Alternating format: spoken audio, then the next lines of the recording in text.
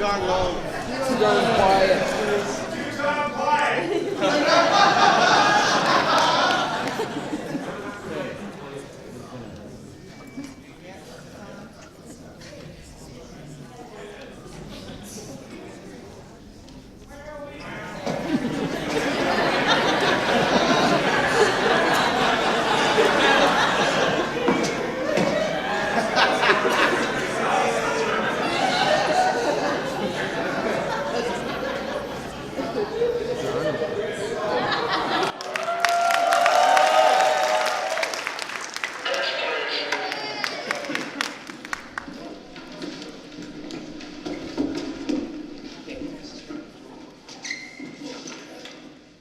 All right.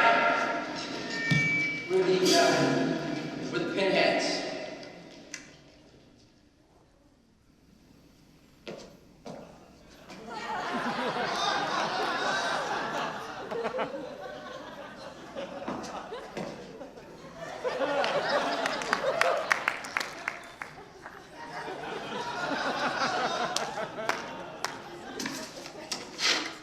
Okay, thank you. Thank you, fellas. Hold it, fellas. I'm afraid you're just too darn loud. Next, please. Next group, please.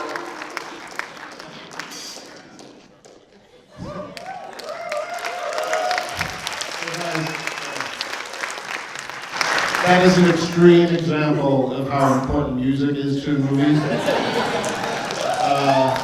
The Huey Lewis scene was, as I said, an extreme example. We're actually going to talk for a little while about somebody else. We can bring up the next slide. This guy.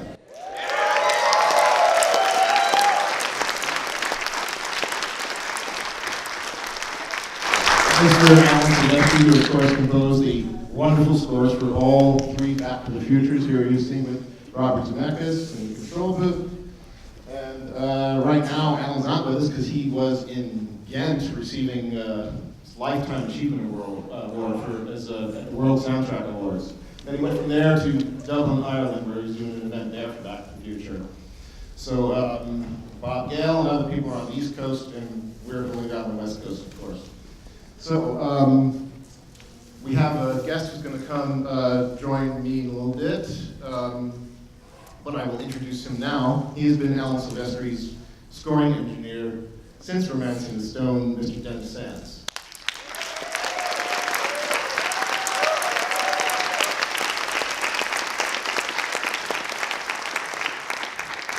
My name is Mike Mattasino, and I'm very proud to be the producer of the brand new soundtrack album releases for the Back to the Future trilogy.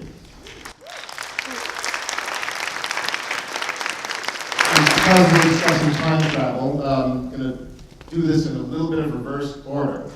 I'm going to tell you something about the releases themselves, and then we're going to talk to you about, I'll tell you a little bit about the process of putting them together, and then we're going to tell you about the scoring process, and then Dennis will come up and he'll talk to you all about Alan and his history of working with him, which goes right up through the brand new picture that Zemeckis directed, The Walk.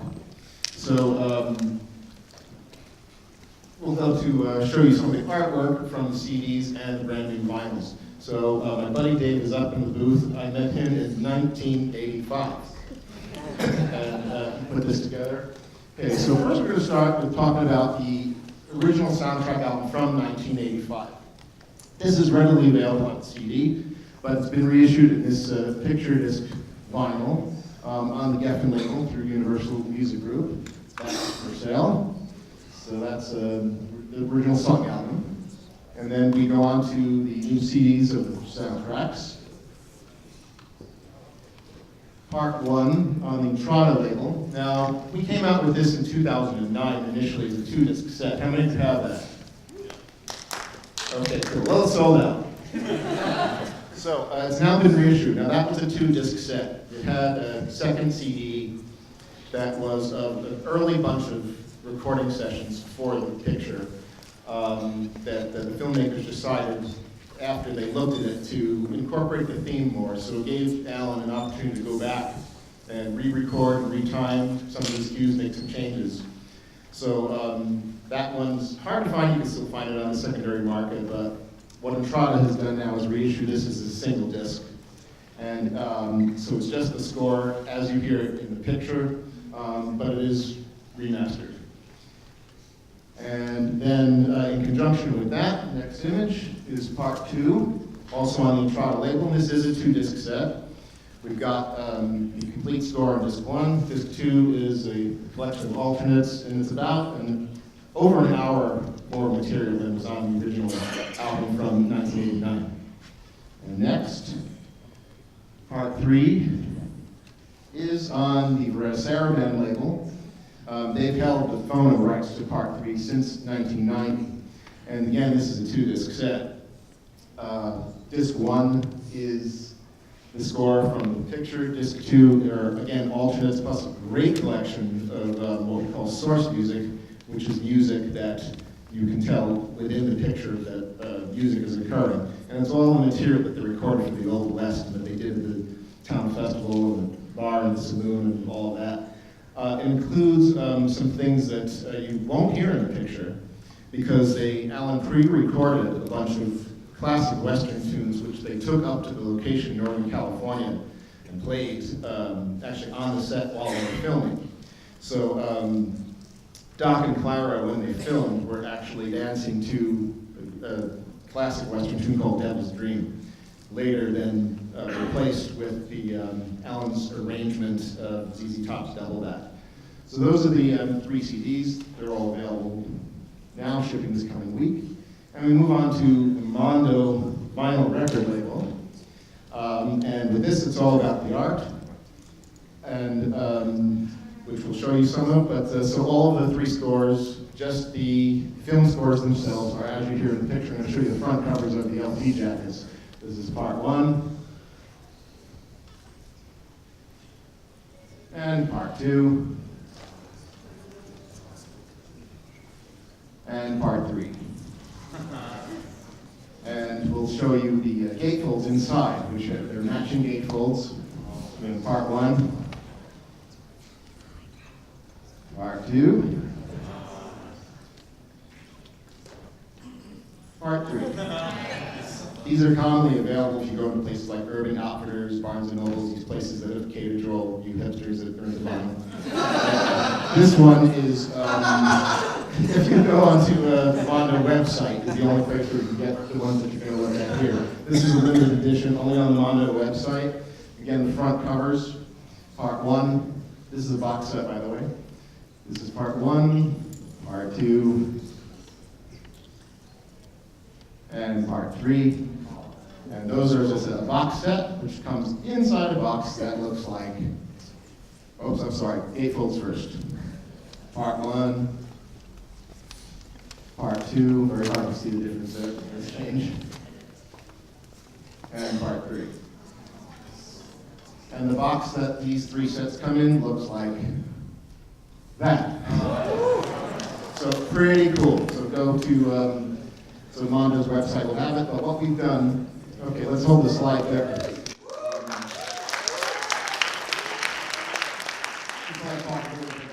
Something else that's been going on, which is Back to the Future in concert.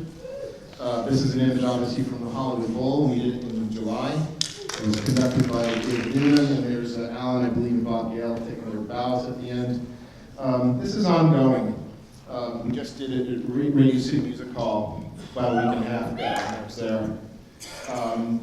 This one, in July, was the largest single audience that has ever seen Back to the Future in one place. It was about 16,000 people. So it was quite impressive, and we had about 6,000 or 7,000 at Radio City. Was anybody at either of those? Yeah, so it's an awesome experience. And what happens there is the movie plays with just the dialogue and the sound effects. The score is played by a live orchestra in sync with the picture. Really quite a spectacular experience. You go to filmconcertslive.com to find out what cities it's going to, because it'll be ongoing. Okay, next.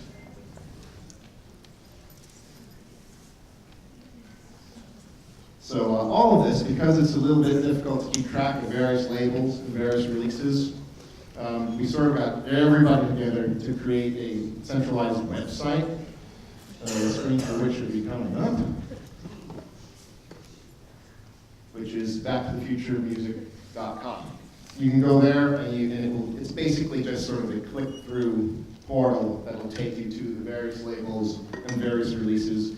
They're on CD, they're on vinyl, and also as digital downloads. Okay, so a little bit about the process. These are lacquer cutting photos for part one for vinyl.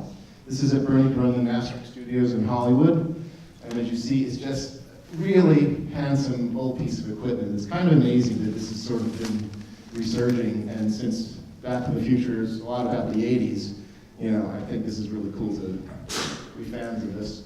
And this particular lacquer cutting machine, you see the collection of the lacquer as the needle actually cuts it and collects the leftovers in there. This is the machine that actually created Michael Jackson's Thriller. So refurbished and still in operation at Bernie Grundman Mastering. There's the finished lacquer cut. And this is Chris, the engineer there, holding it up. And then it gets placed into a box, very carefully, and sent off to the plant where they prepare for the test discs. So for CD, part one, since as I said, it was done in 2009, that was handled by Entrada this time around. They did a remaster on it. I don't think if you have the 2-disc set from 2009 that you necessarily will need this one again. It is a slight remaster. Doug Fake, who runs Entrada, said that this is really for people who missed out on it, or for completists, because they did change the art and they changed the liner notes around a little bit. But for part 2 and 3, we had to go back to from scratch and do them over. And that involved going back to the master tapes, which is Dennis's bailiwick. But here's a shot of these master tapes. This is a format called Mitsubishi Pro Digi. This version has the last one I think that they made, and let's freeze that image there. This holds 32 tracks, and among these 32 tracks are the 3-track mix down, which comes out in the movie theater like this, as left, center, and right. And so we had to identify the tapes and get them transferred. So here's the problem. This is a relatively early digital format. And you know, we kind of all thought at the time that these were going to be around forever, but technology kind of moves on. And there were very few machines that will play this left. And there were actually, you could find them in Nashville and Memphis because this format was widely used by the country music industry. So we had to find this machine. Now Universal has a policy that elements don't leave the lot. So we had 2 choices. One was to find a machine, rent it, bring it in, or make an exception and take the tapes somewhere else. So I do a lot of work for Warner Brothers, which is where all 3 Back to the Future scores were recorded. And so I called Warner Sound Transfer, and they said, yes, we have this machine. So by checking the documentation that comes with these tapes, we found that they actually had the exact same machine at Warner Brothers, still in operation, that the tapes were made on, when the score was recorded on. So I went to Universal and I said, well, Warner Brothers is just kind of like the lot next door. So can we make an exception, give me a material movement order, and I can take the tapes back and forth and supervise the transfers. So I shot a little video of this process, which we can move on, begin showing. You guys were all at the back lot the other day, right? And spent your day at Universal. So you'll see kind of a little bit of part of the lot that you probably didn't know on. That actually goes by Amblin, and this is what you call Muddy Waters Drive that goes along the Los Angeles River. That separates basically Hollywood from Burbank on the other side. So for a week in June, I took the tapes, first 2, and then 3, so that I wouldn't get confused, from Universal to Warner Brothers. This is pulling out Gate 4 Universal, crossing Barham Boulevard, now I'm on Forest Lawn Drive, and then making a left turn into the Warner Brothers lot. And so through the lot, headed for sound transfer, past the water tower, which yeah, there it is. Past the museum, and to Warner Sound Transfer, which is right across the street from Warner Scoring Stage, where all 3 of the scores were recorded. At the time, it was the Burbank Studios. If you see Ben Affleck's movie Argo, they actually changed it back to Burbank Studios because it was shared with Columbia at the time before they moved to Culver City. So there's the, what is now the Eastwood Scoring Stage, where all 3 scores are recorded. And right across from there is Warner Sound Transfer. That was me arriving with part 2. Now when I came back with part 3, everything was going smoothly. This is 3 days later. But I found a little bit of a problem. I have no idea how this happened. Because I got to sound transfer, I looked across the street, and I noticed something rather alarming.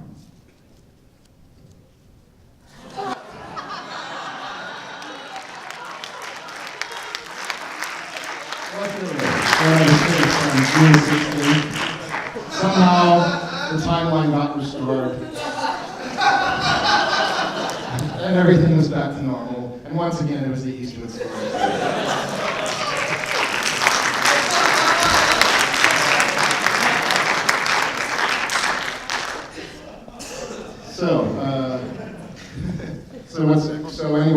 That kind of was going on all summer.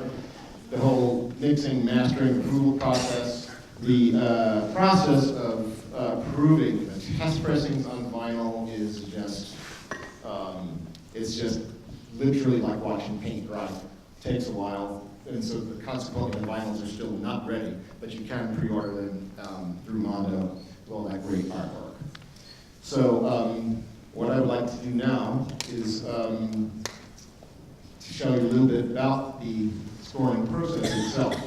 So we're going to look at a scene from Back to the Future and talk about the role that music plays in it.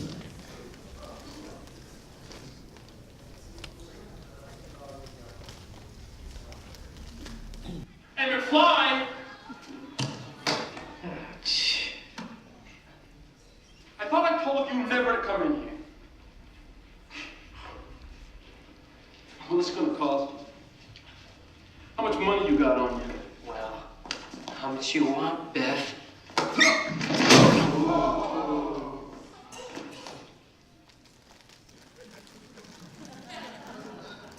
All right, punk. Now, what? Whoa, Biff. What's that?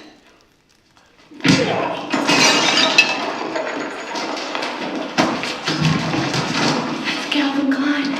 Oh my God, this is a dream. Whoa, kid, stop. Hey! Board. I'll get it back to you, all right?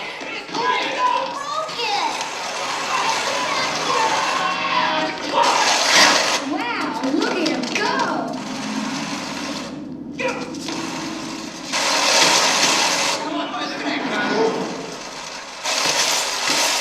He's sure a good ass.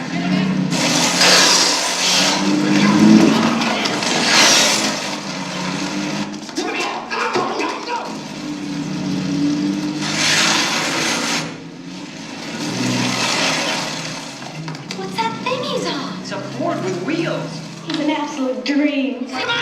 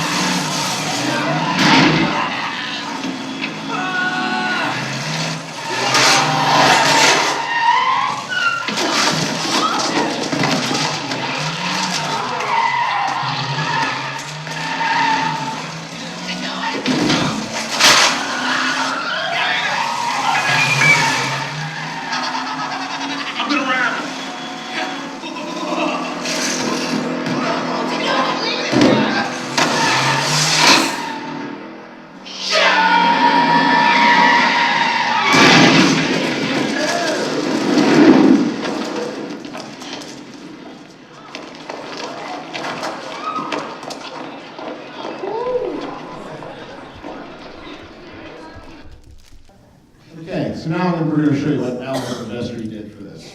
What you're going to see in this next clip is kind of a picture-in-picture. We're going to show you largely the movie as you know it. In the little corner over here is going to be the same picture. What you're going to see on it are what we call streamers and punches, which is a very complicated process that the music editor, in this case Ken Conlon, would have prepared for the composer, that as he conducts, he knows exactly how to keep the time with the music that is written to sync perfectly with the picture.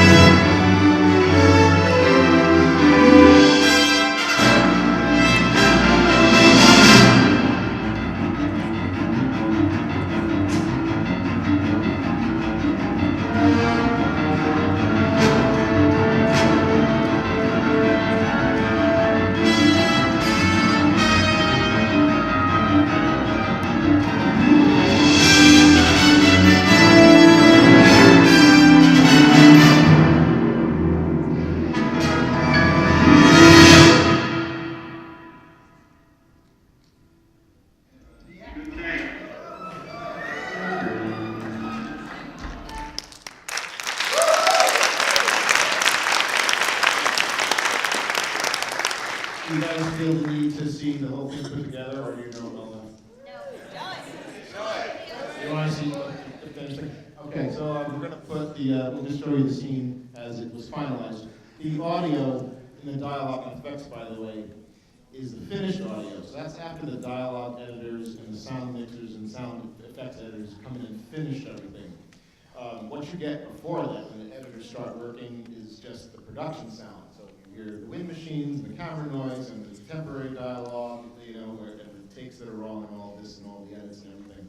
So it's amazing that you know, they have a vision of the finished scene, and again, the trust that the composer is going to come and just put that final layer on it, which is going to make the whole thing work. But even though we've seen it now, you have a little bit of an insight into the process. We'll look at the scene all finished and mixed.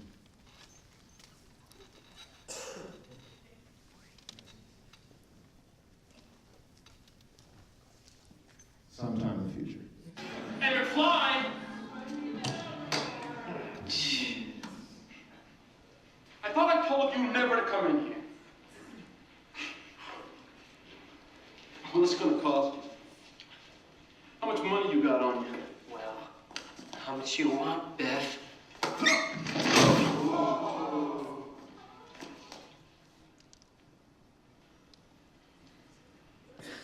All right, punk. Now, What? Whoa, Biff. What's that? That's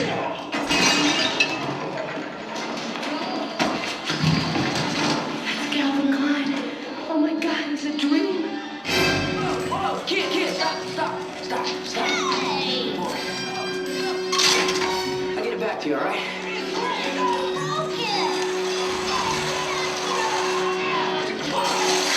Wow, look at him go.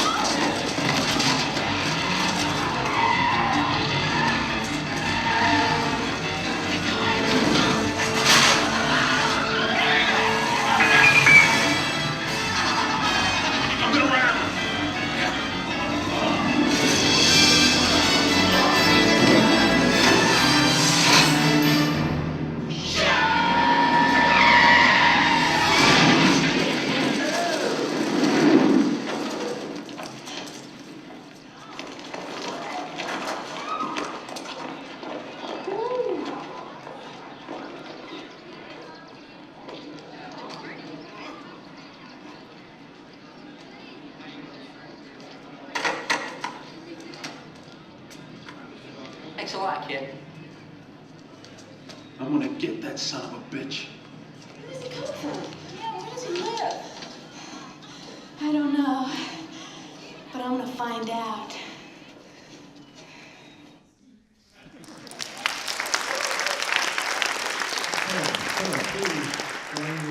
Welcoming one of the great scoring engineers who recorded that music along with every Alan Silvestri score since Mr. Dennis Sands.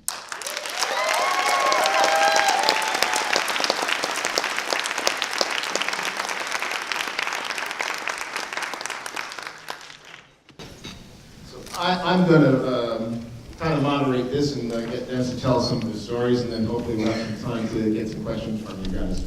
So, am I right that Romancing the Stone is where you met Alan? Actually, It's just right at the mouth. okay.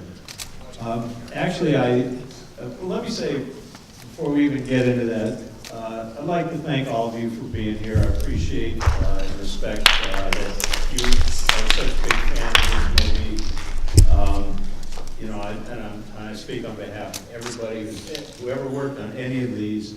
We appreciate all of you, so thank you.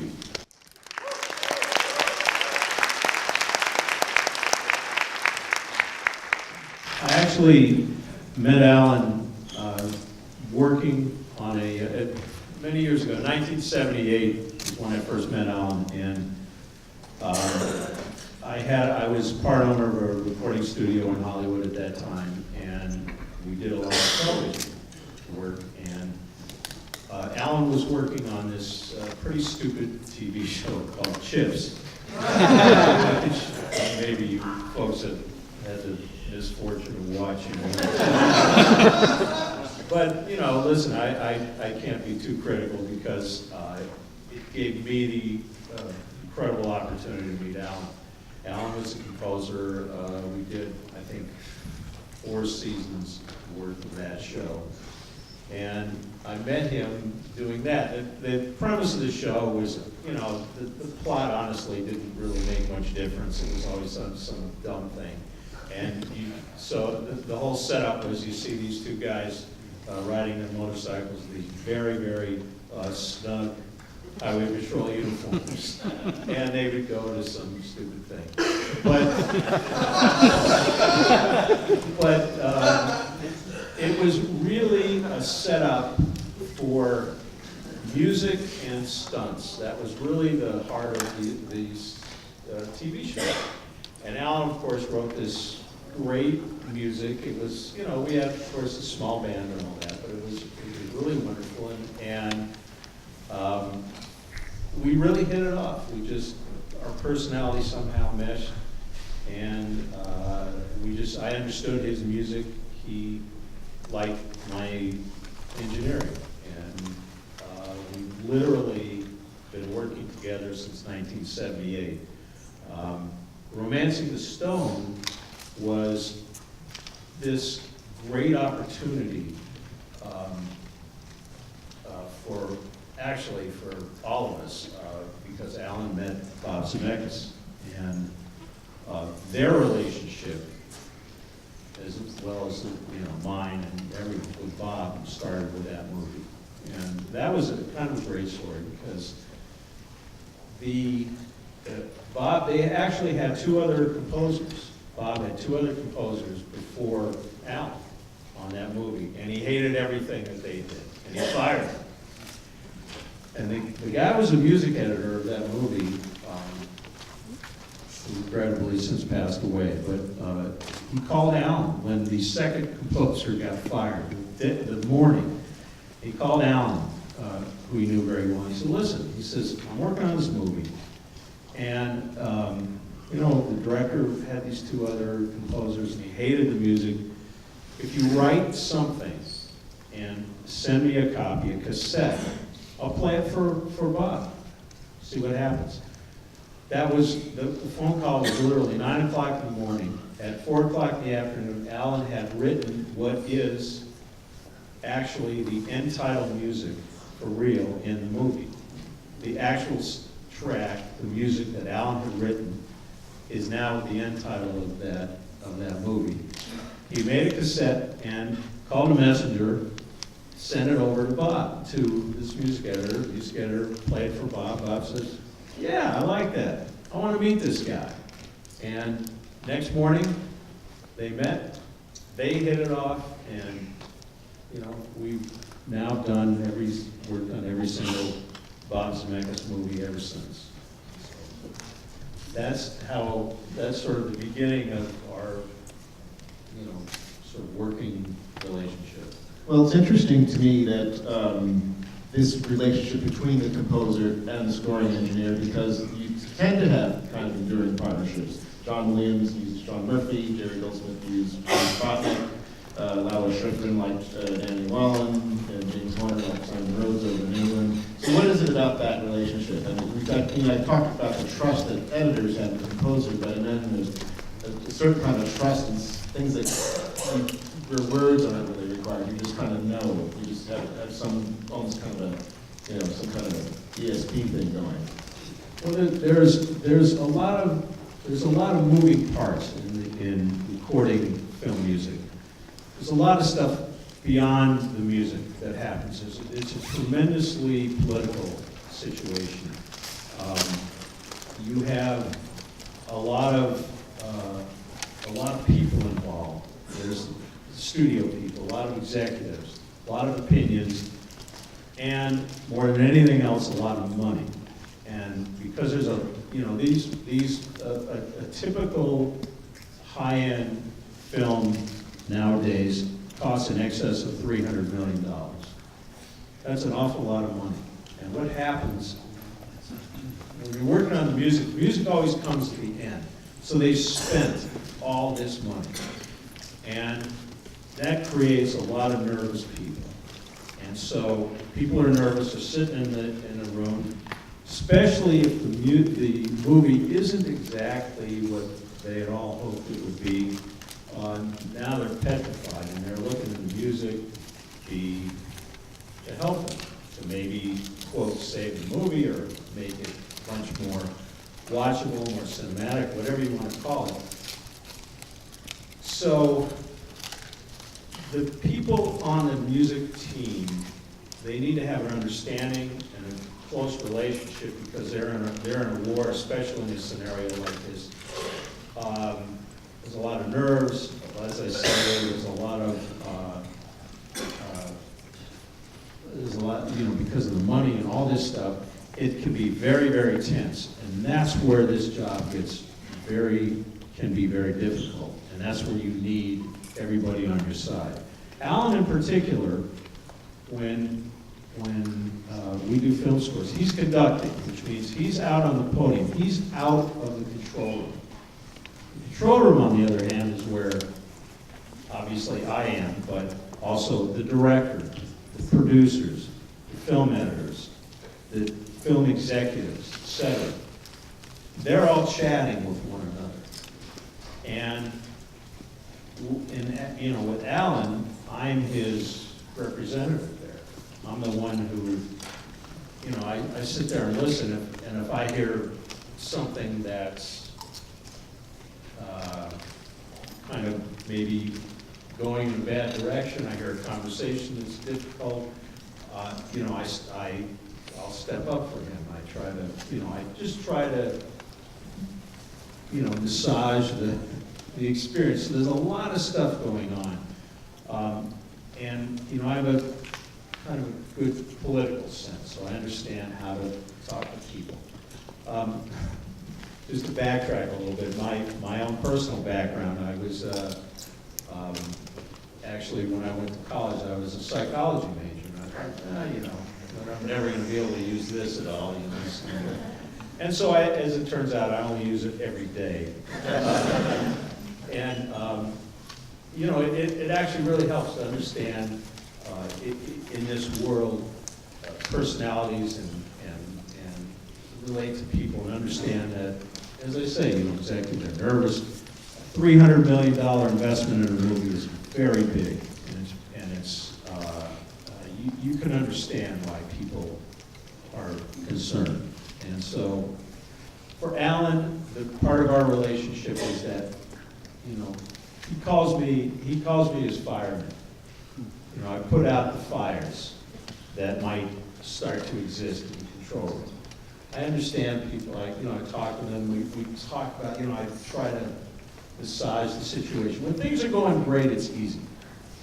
It's a love fest. The job really starts when things don't go so well. And it isn't, look, Alan is brilliant.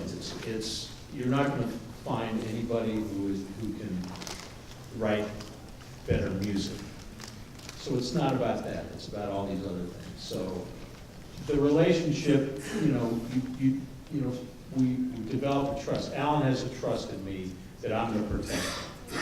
And so that's, to a large degree, why these relationships develop and are established over time. Now, he did not come from a background of classical or orchestral music. He kind of had to learn that. According to him, he got hold of this really great book by Earl Hayden, scoring for films, and Leonard Cohen. And Romancing the Stone, well, first of all, because Zemeckis and Gale had done 3 pictures for Steven Spielberg, I Want to Hold Your Hand, 1941, and Used Cars, none of which were financial successes. And so the feeling was, as you guys might know this story, that they felt, well, I have to go work for somebody else because they'll think that Steven Spielberg's the only one who will hire me.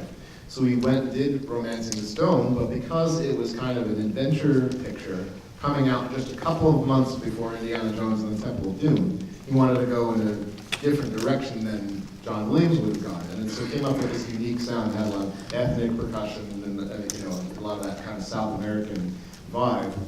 Then we get to Back to the Future, and we'll do a Man Who Shot Liberty Valance here, Print the Legend. If it's not true, it's a great story, that at least the early sessions was perhaps the largest call for an orchestra on a film score. It was well over 100. So now suddenly he's having to write this massive symphony. How do you think that, from his perspective, what can we say about his growth as an artist, as well as what the engineering challenges of going sort of away from the jazzy background to his full orchestral approach? Well, it's true. He actually, the very, very first movie he did, he was actually a guitar player in Wayne Cochran's band. He studied guitar at Berklee. And there was a band, Wayne Cochran, he played in Las Vegas, actually. So a guy in the audience sees, Al playing his guitar. He actually came out to him and said, listen, I've got this movie, would you be interested in writing this score for it? Yeah, well, absolutely.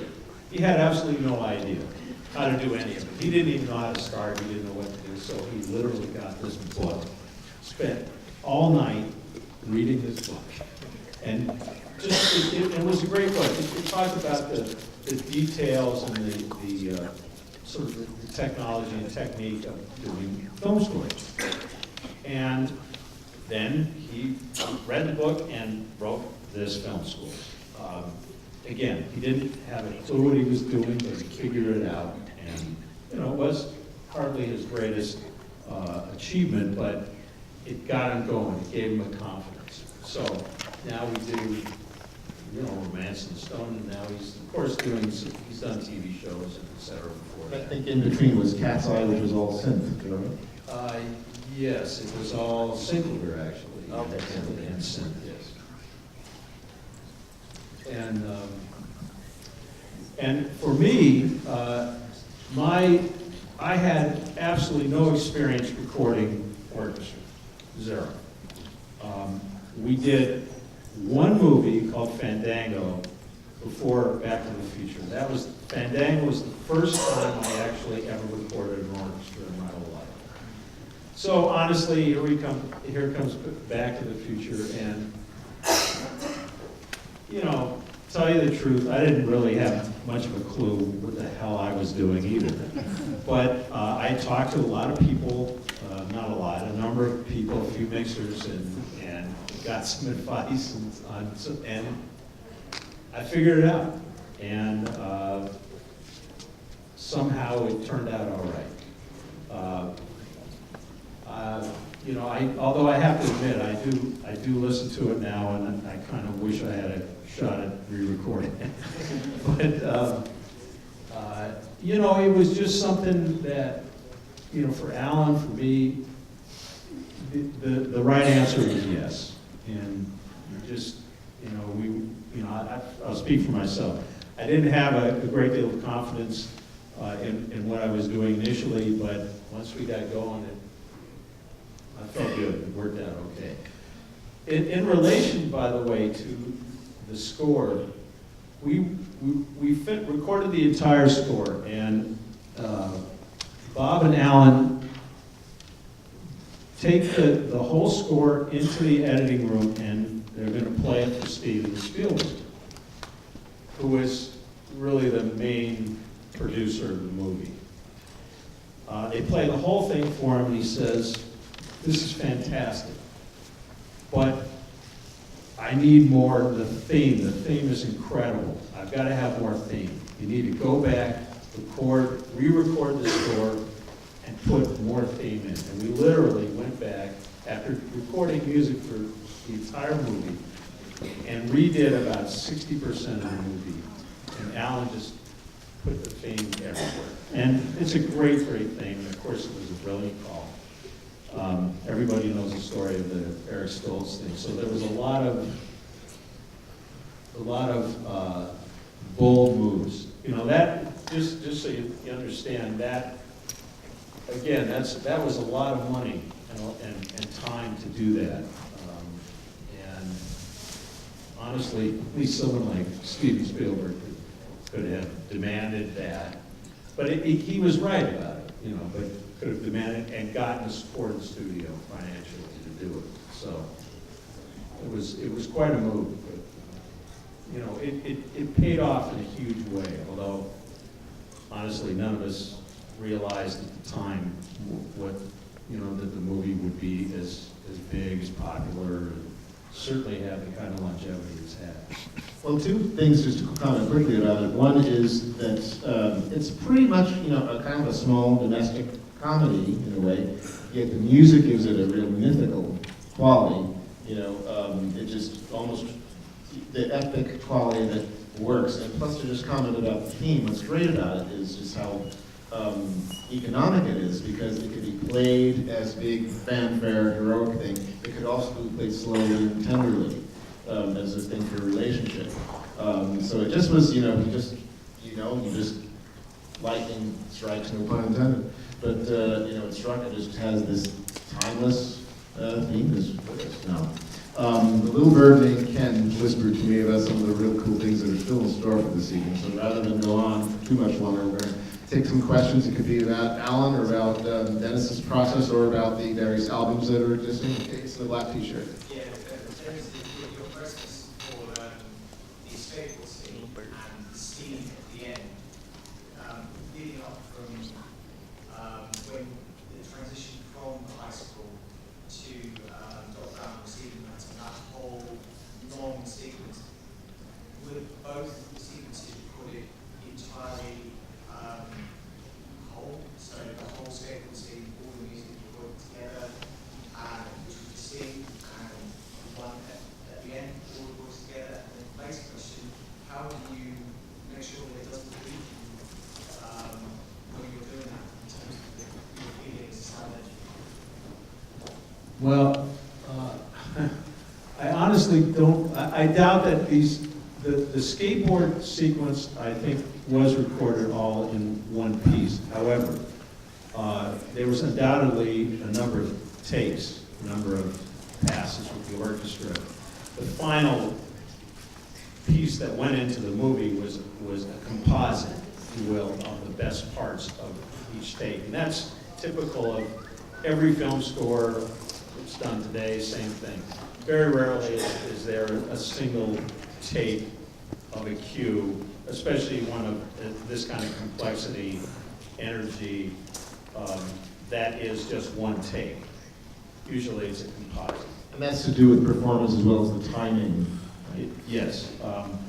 Also, it may involve a change. Maybe the director says, you know, just in that one particular scene, there's too much going on. Can you quiet that down a little bit? So we'll do just that one section, just for Really suggest as you might do 7 or 8 takes when you're filming, you do 7 or 8 takes of each cue in the picture.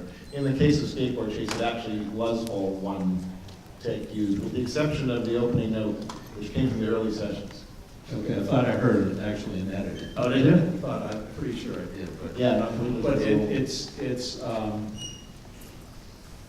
and by the way, you know, that's a wonderful piece to listen to the art of film composition, just to see where the theme plays, where it gets big, where it gets quiet, to clear dialogue, the instrumental choice to play under dialogue, you know, if it's a low frequency kind of elements, high, you know, it's just a masterful piece of film composition. In spite of the fact that it was very early in Alan's career, I think it speaks very highly to his amazing talent. I mean, it's truly an art form, and this is a great example of what that art can be. And one other thing, in relation to how do I not do peaks? You know, it's part of I guess say it's part of the art of what I do. It is to make music speak well in a movie, be cinematic, but still respect the technology, which has its own limitations. And if you find that they're usually on take one, because then you know, okay, we have to fix it, so the subsequent takes are all good. And so you make adjustments as you go. Okay, let's see, the red vest, how long have you been for it? For the concert, did anyone consider playing the songs live as well as the score? No, not for the live concerts, and it's a good question, but no, the songs are played from the actual film mix. The point of the concerts is to present Alan's score. And by the way, he wrote additional music for it. So there's about another 20 minutes of music that he's written for the live concerts, because it's actually pretty sparsely scored. There's no music for the first 20 minutes till the DeLorean appears. So rather than have the orchestra sit around doing nothing, he wrote a new main title. There's an overture, there's an intermission in it. So it's a unique experience of seeing Back to the Future in live concert for that reason too. It's a hat right here. Speaking to that, talking about the complexity of the music, how difficult is it for that symphony to have one take, to do it live in front of the audience? I have to say that I asked David Newman this, and I said, you know, if you're proving that the orchestra can play it all in one shot, then why do we have these sessions where there's 90% takes? Well, you know, I mean, it's a couple of things. It's a collection of spectacularly gifted musicians, but in all honesty, if you were to be recording them and listening to it, you would make corrections. Sure. And, you know, they have, when I say correct, you know, it's not flawless. But what makes it a wonderful experience is that it's live, you're watching a movie, you're in this great venue, and it's, you know, it's fun, you know, it's energetic, and it's unique. And so, but it isn't, if you were recording it for the purpose of film score, you'd be doing it more than once. It's still not an easy task. Oh, hard. It's impressive to see them sit there Yeah. for I mean, 2 hours to do it. I have to say, you know, just in my experience in recording orchestras, you know, for many, many years now, it always is astonishing to me to see them open up a piece of music they've never seen before, and play it once or twice, and it sounds like they've been playing it for 30 years. That's really, I mean, and to be able to have that versatility and ability to read music that meaningfully, quickly, understand what it's supposed to be, and to play together. I mean, that's an art unto itself, aside from playing whatever instrument they're playing. Just the reading capability is astonishing. Can we thank Mr. Dennis and Mr.